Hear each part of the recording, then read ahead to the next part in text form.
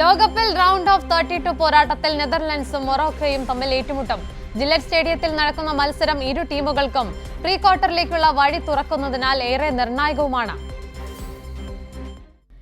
Group എഫിൽ നിന്ന് 2 വിജയവും ഒരു സമനിലയുമടക്കം 7 പോയിന്റോടെ ഒന്നാം സ്ഥാനക്കാരായാണ് റൊണാൾഡോ കൂമാന്റെ നെതർലൻഡ്സ് നോക്കൌട്ടിലെത്തിയത്.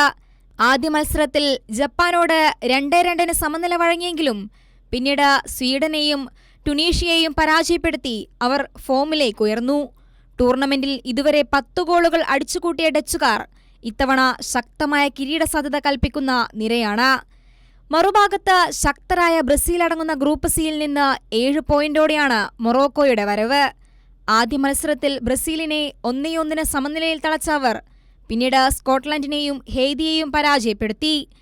കഴിഞ്ഞ 2022 ലോകകപ്പിൽ സെമി ഫൈനൽ വരെ എത്തി ചരിത്രം കുറിച്ച മുഹമ്മദ് ഔഹാബിയുടെ ടീം പൂർണ്ണ ആത്മവിശ്വാസത്തിലാണ്.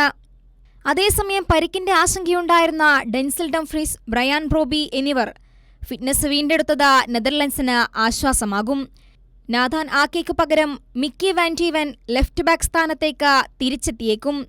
മെംഫിസ് ഡിപ്പെ, ജസ്റ്റിൻ ക്ലൂവർട്ട് എന്നിവർ പകരക്കാരുടെ ബെഞ്ചിലായിരിക്കും.